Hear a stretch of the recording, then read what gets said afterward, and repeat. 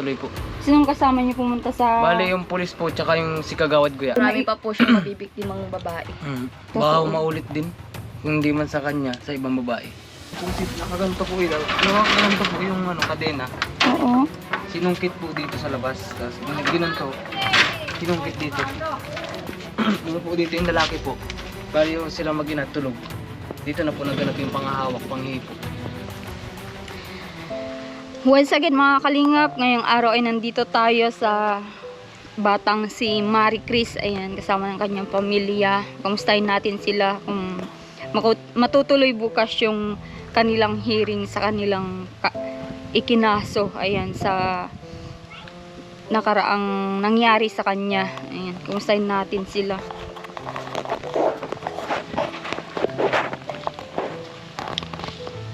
Yung bahay nila. Dito na lang po ba? Ah? Dito na lang po, dito sa labas. Kayo kung saan yung gusto nyo. Ah? Ah, okay. Dami niyong paninda ah. Kakalabo lang po namin. Ah, kumusta kayo? Hindi lang po. Okay lang? Dito po kayo po dito. Sige, okay lang. Kayo na lang umupo. Hello, bebe. Kumusta? Kumusta ka na? Ah! Kumusta ka? Tawa siya. Marunong na tumawa. Pero usog. Pero usog. Tawa siya. Papaganda ka naman sa video. Ay, marunong na magpaganda. Kumusta na po? Okay lang naman po. Okay lang naman. Tuloy ba yung bukas? Tuloy po bukas. Tuloy po. Sinong kasama niyo pumunta sa... Bale yung pulis po, tsaka yung si Kagawad Guya. Kagawad po dito sa Aleo. Okay. Ano ba yung gagawin niyo bukas? Pupunta po kami sa PAW. Oh, sa attorney. Sa attorney po yata. Ano yun? Anong gagawin Para niyo? ipapasa po yung yung Kakausapin daw po ako ng prosecutor. prosecutor. Yun po yung sabi ng pulis sa akin kagabi kasi kachat ko po eh. Kakausapin kayo. Opo. Tapos, doon nyo ilahad-lahad yung ginawa. Opo. Bakit namumugto yung mata mo? Masakit po eh. Anong masakit? Lagay niya po kasing ginagalaw. Akala ko nag-iyak. Hindi po. Ayan. Yan, ituloy nyo. Yun yung sabi din ng mga viewers natin. Tuloy-tuloy nga po. Oo. Yung Ano bang balak nyo doon? Ipakulong nyo talaga o pagbayadin nyo ng Huwag nyong huwag kang papayag na hindi makulong yun kasi babalikan siya ay. Kaya nga po. Lalo marami na pa po siya mabibiktimang babae. Baka maulit din. Kung hindi man sa kanya, sa ibang babae. Tsaka hindi yun hindi yun mabigyan ng justisya yung ginawa niyang pang babastos sa asawa mo. Hindi basta-basta yun. Kaya nga, baliwala rin yung uwi ko kung ano. Tsaka baliwala yung pagkaso niyo sa kanya kung Kaya nga po, magsimula na nga po eh. Kailangan tuloy-tuloy na. Oo. Hindi ba kayo sinasamahan yung magulang mo, yung papa mo? Wala po dito si Papa ngayon. Nasaan siya? Mamaya pong hapon siguro uwi. Kasama po kasi sa ano eh. siya po ang witness. Siya po ang witness na. Oo. Nandito ba si papa mo nun nung nangyari yun? Wala po, pero siya pa rin po ang ginawang witness kasi siya daw po ang una kong pinagsabihan. Okay. Paano mo na-i-open up sa biyanan mo yun? Paano mo na-ikwento? Hindi ko nga po sana ikukwento kaso galit po kasi ito sa akin. Oo, kung hindi mo ikwento, kung may nangyari na sa'yo dito, Oo. wala man silang wala ka man pwedeng tatakbuhan kung hindi yung pinuntahan mo dito, kung hindi yung bagong pamilya, di ba? Kaya ituring mo silang lahat na pamilya, yung kamag-anakan niya, ganun. Para naman pag may mangyari sa'yo, at least man lang may di ba? Magtawag doon, magbigay ng safe sa kanya kahit wala ka dito, di ba? Wala ba kayong kamag-anakan dito sa Meron paligid? din po. Meron Yung din. bahay na kapitbahay niyo, kaninong kamag-anakan yan? Ay, hindi na po namin yung kamag-anak. Alam nila yung nangyari, hindi? Opo, alam po. Alam po nila. Alam na po ng marami dyan. Kalat na nga po dito sa Leo. Umabot na nga ng 28,000 views yung video ko sa inyo, yung nakaraan. Pakita nyo nga sa akin kung saan pumasok. Dito ba? Opo. Bali, Dito nga. bali po, ano, Saan? yan, nakaganto po yun. Nakaganto po yung ano, kadena. Oo. Sinungkit po dito sa labas. Tapos ginanto, sinungkit dito. Oh, Tapos okay. ito pong mag-ina, natutulog daw dyan sila. Tali, umupo daw dito. Dito po. Umupo dito yung lalaki po. Bali yung sila mag-ina, tulog. Dito na po naganap yung pangahawak, panghipo. Tapos daw po, tumayo daw po siya. Pagkatayo niya, hinawakan daw siya sa kamay. Tapos dinala po daw siya dito. Kasi sinisilip si Baba kung darating dito o hindi. Kasi naglulugka po sila yun sa kubrahan. Kakatakot naman yun. Tapos nung sinabi niya daw po na magsusumbong sa akin, bumita daw po yung lalaki. Tapos nung nagtimpla na ho ng kape, po lumabas na Nagtimpla yung lalaki. ng kape. Opo, wala nga pong paalam para pong sarili niyang bahay. Talagang wala pong hiya. Kasi ang paalam niya lang daw po, manghihiram daw po dito ng lighter. Eh, kung ano na pong ginagawa niya dito. Hindi kaya may ginagamit yun. Yun nga po ang nasa isip ko, baka nagdodroger rin eh. Hindi naman ho nakainom. Hindi naman daw lasing eh. Kasi hindi magagawa yun ng normal na tao ay. Kaya nga Yung Pero ano po kasi ma'am, talagang gawain na daw po sabi dito. Kasi pangatlo na daw po ito eh. Kahit nga daw po sa daan nang nangihipo po siya. bigla na lang nang ihihipo. Oo, nang gaganto po ng ano, ng dibdib ng babae. Ang gagan. Sira ulo talaga. Ano ba yung itsura niya? May mababa lang ho na lalaki na maitim. Pusog ang katawan. Na andito pa siya pa ano-ano. Hindi guys, sa ngayon no, hindi na siya napunta dito.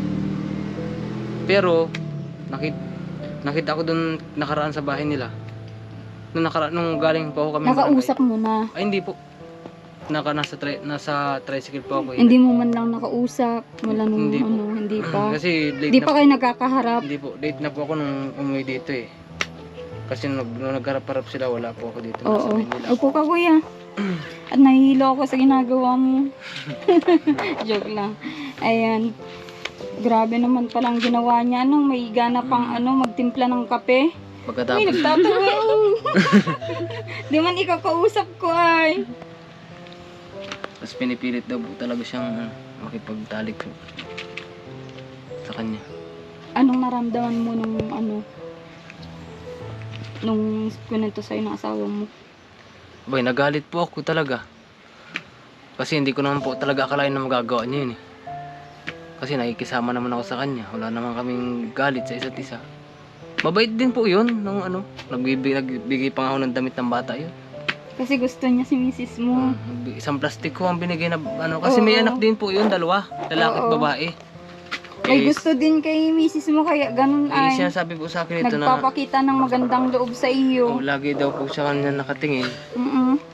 Hindi ko naman po inaano. At siyempre baka tumitingin lang. Hindi naman ba ako nag-ano. Di naman pare-parehas ang ng tao kasi. Binaliwala ko naman at tingin-tingin lang naman eh. Kaya siguro napapatingin lang siguro. Ayun na.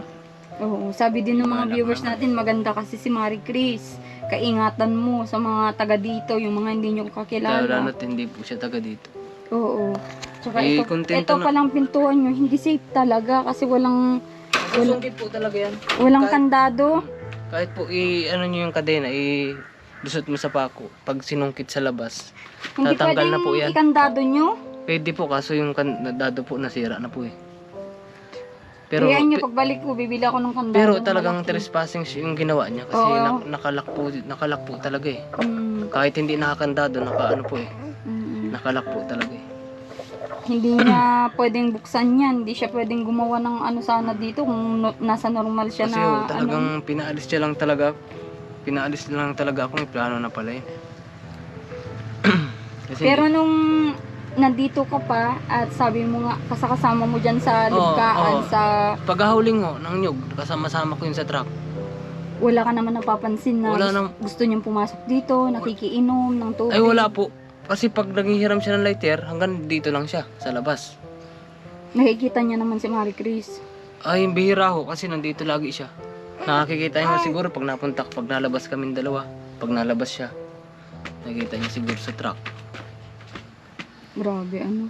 May mga ganong tao talaga, ano. Mga, ano, manyakis. Kaya, number one na anuhin mo, dapat may alam din itong si misis Sabi ko mo. nga, kung tinaga mo na iti, mas maganda. Walang problema. Makukulong siya 1 week. Hindi po eh, trespassing na. Oo, trespassing 1 week nga lang na i-ano si misis mo, kawawa naman. Kung gano'n ang ginawa. Oo. Check Pero yung defense na lang. kahit pinilayan mo lang, Sinipa niya daw po eh. Oo. Ewan ko lang kung saan tinamaan. sinipa mo? Sa Paano kanya mo sinipa? Habang nakahiga po ako, tapos nagulat, syempre po nagulat po ako. Eh, sa gulat ko po, nasipa ko po siya ng ganyan yung tiyan niya. Ba't tiyan niya sa bayag sana? Kasi mas maano sila pag bayag ang Tapos sisipain. sabay labas ka sana. Mm-mm. Tinumbong mo agad. Hindi. Pero May mga tao pala dyan, ba't di ka nagsumbong? Wala po nung mga time na yun. Akala ko nandyan yung papa niya naglulog ka. Opo, dyan po, pero dun po sa kabila wala. Oo. Pero hindi. Natakot ka naman magsumbong kay papa mo. Natakot naman ko siguro. Pero yung mga ginawa niya po talaga, hindi ko po talaga maitulog po yun eh. Kaya, Hanggang ngayon, ano ka pa din, trauma. opo. Tinasabi niya ko sa akin, natutrauma daw siya sa ginawa. Hindi nakakatulog, ano. Kaso, Parang nakikita mo siya lagi, ano ano. po yan, gabi, tumawag ito sa akin, umiiyak. Mm-mm. Yun nga daw, kininti niya yung nangyari. Sabi ko, dapat tinaga mo na yan. Di, nung kinagabihan, nagsumbong sa'yo, nag-uwi ka ng kinaumagahan. Oo, nung ano po ako mo eh. Hindi po, nasa trabaho pa po ako. Kasi wala pa po siyang ma- sahod nun. wala pa po akong sahod dun eh. Inantay mo pa yung yung sahod sahod ko. mo. Bali yung sahod ko, yun ang ginamit ko papunta dito. Tapos nanghiram pa sila dito, tinadalhan nila ako dun ng pera para sumapat yung pamasahe ko. Kasi kulang ko eh, nasa 900 lang ako kasi natira sa akin. Nagpadala pa sila ng 500. Para magkasya yung pamasahe. Parang Grabe. wala rin nung nangyari nung pumunta ako dun. Kasi bala ko na silang padalhan nun, nun talaga ng pera, nung Sabado. Yun yung mahirap, yun yung lesson na dapat kahit anong mangyari, kahit anong hirap nyo, huwag na huwag mong iwan, ipagkatiwala sa kung saan man yung asawa mo. Kaso lang ho, may problema ho ako ngayon kasi yung katrabaho ko daw po, sabi sa akin, hindi na daw ako pinapabalik doon sa trabaho ko. Hindi na ako pinapabalik ni yung boss ko. Nakuha mo naman yung mga gamit mo doon. Hindi, nandun pa po. Nandun pa? Nandun pa po sa Maynila. Balak mo pala talagang aalis pa ulit.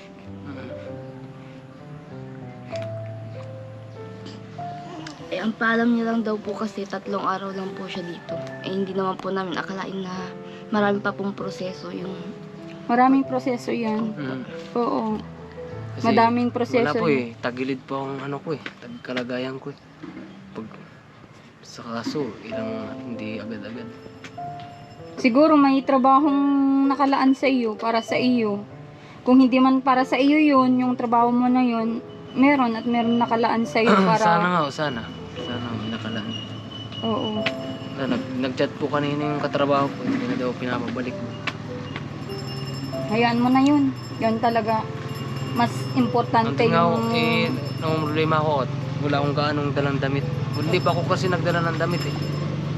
Hindi pa ako nagdala ng damit. Oo. Ano ba yung mas importante yung trabaho mo, yung misis mo? Yung pamilya ko po. Kasi yung perang kikitain ko din naman yun. Oo, Ay, kasi yung... yung pamilya ko kung anong mangyari. Kasi hindi natin alam nasa isip nun eh. Lalo ngayon at na-vlog ko Oo. kayo. Nakakahiya na siya. Hindi nyo man siya na-mention pero napanood na ng karamihan. Di ba? Hindi ko nga alam na gagawin niya sa akin yun. Tsaka hindi ko alam talaga na gagawin niya. At unang-una, nandito yung tatay ko. Hindi siya takot. Hindi siya natatakot. Ngayon Kumbaga, ba ay double safety ba yung ginagawa nyo? Nilalak ko po yan. Kasi yan, trapal na yan. Trapal lang mo yan eh. Oo. Yung sa CR, yung namin, tabing. Kaya po, pag binuklat mong ganyan, lusot ang tao dyan. Kaya yan, tinatali ko yan. Ito, tinatali ko rin. Oras na mag-ingay yan, titignan ko talaga kung sinong tao. Oo. Di puyat-puyat ka ngayon, tagabantay ng ano mo, Oo, at isis mo. siyempre iba na yung nasa isip nun. Baka siyempre pumasok na lang bigla. Pagtatagain kami, Oo. hindi namin na lang nasa isip. Kung nagdodroga nga ako, wala na sa ano. Wala na sa tamang pag-iisip. Kaya sa bukas hindi. Ano yun, ihaharap niyo bukas o dun lang yung kausapin niyo muna yung lawyer? Ano? Lawyer Yun daw niyo? po eh, Mm. sabi ng pulis. Oh, sige. Ikaw, Marie Chris. Magbabaon na lang daw po kami ng pagkain. Sabi sa Oo. Ikaw, Marie Chris. Nakakatulog ka na ba ng maayos o hindi pa? Hindi pa naman, hindi pa po. Yun pa rin po yung naalala ko. Ano yung naiisipan mo pag ano, nag-iyak ka ba noon nung ginawa niya yun? Opo, hindi ko po talaga maitulog yun. Nung tumawag ka ba kay mister mo ay ano, hindi ka na natulog noon? Nung kinagabihan, kasi kinagabihan pa yun ay, di ba? Hanggang alas 3 na po ako hindi nakatulog. Sa sobrang iyak ko po, ayun po, nakakaano na po ako. Siyempre pag ako po kasi umiiyak, parang hindi ko na po namamalay na nakakatulog na po ako. Ganun. Grabe, ano. Pero nandito na si Papa niyo nung ano. Nagalit nga ako kay Papa din, tsaka nagalit din ako dito. Ba't kasi pinapapasok nyo dyan eh? Nung nandyan naman ako, hindi naman nakakapasok yan dyan. Hanggang labas lang. Tsaka kinakausap na daw to eh. Hindi naman niya kinakausap to nung nandito ako. Tsaka hindi siya tumatambay dito. Sa loob. Yung bahay. Pag gano'n na may magtao po, parang yung mga yun, yung hindi mo kilala, Marie Chris, na manghingi ng kung ano-ano, Hindi po siya sa akin nagpaalam eh. na pumasok. Opo. Hindi po siya sa akin nagpaalam na hihiram po ng lighter. Dapat doon na lang siya sa may pintuan, hindi yung yun nga papasok po. dito. Tulog pa po ako nun eh. Nanghiram daw po siya kay Papa ng lighter. Kaya pala di niya alam na pumasok, Junel. Kaya hindi niya alam na pumasok yung lalaki kasi tulog siya. Pero nung pag natutulog po ako, talaga pong sinasarado ko po yan. Wala man lang po siyang pasintabi. Sasabihin niya, ang tao po, makikihiram nga po ng lighter. Wala po Wala siyang man lang. ganun. Basta dire-diretso po sa Kaya kama. dyan pa lang tumatawag na yun. Pero nung wala ka, Nung wala talagang na, dire-diretso. Dire-diretso na. Talagang parang wala na eh. Kung may tao dito, wala eh. Oo. Di wala ka din na pala yung ano mo, pagtrabaho mo doon Wala sa rin po. Maynila. Wala rin. Nagkautang-utang pa ako dun sa katrabaho ko. Gawa nung pagluwas ko, nanghiram po ako ng pera dun. Pinadalan ako ng pamasahe. Mhm. Nasa 1.5 po. 1.5 yung Nangutang po hiram siya mo. dito 500. Tapos nangutang pa ako dito 500 para makauwi ako dito. Grabe, ano.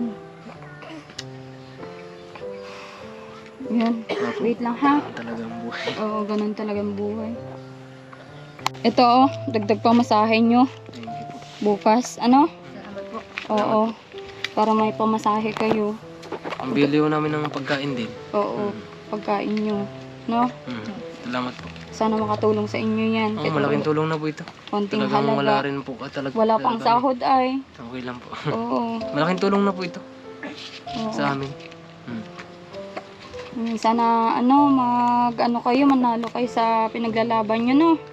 Para naman hindi na maulit sa ibang mga babae yun.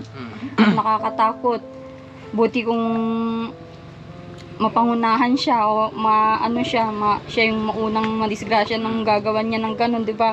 Di naman lahat ng babae matapang ang loob na lalaban, 'di ba? Oo. Oo, kasi kung ako yung pinangyarihan ni kay ate baka lumabas yun ay wala nang buhay. Oo. Iba-iba kasi ang babae. Nangunahan po kasi ako ng takot. Ginagalitan Tsaka nga may rin mo anak siya. kasi po ako. Ang iniintindi ko po, itong anak ko po. Eh, sabi nga ho ni Papa, kung naging matapang lang daw ito nung nandito. Kung sinigawan mo sana, takot yun. Kasi kung nagsigaw ka lang na lumabas ka, sinigawan mo, labas yun. Pero kung yung paano-ano ka lang, ipakita mong takot na takot ka, dun ka nila tatakutin lalo. No? Ikaw magpaka ano ka dito, Marie Chris, lakasan mo yung loob mo, no? At hanggang ngayon tinitingnan pa namin kasi may tinetraining naman kami doon. Sakaling maisingit kita sa shop, ano? Sige po. Oo. Turuan ka ng mister ko mag-bake para naman ano. Tsaka para hindi na ako malayo. Tsaka ano, Junel, sana ay maging ano ka sa trabaho, no? Ay. Responsable, Oo. syempre.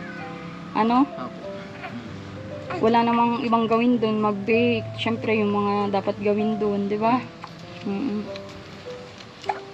Basta pag-usapan muna namin ng mister ko kasi yung bago namin yun, tinetraining niya pa na mga design, Ay, gano'n. mga design po. Oo, gusto ko namin tulungan, pero ano, mag-stay ka lang, huwag ka na namang babalik sa Maynila. Sige po. Kawawa naman si misis mo, no?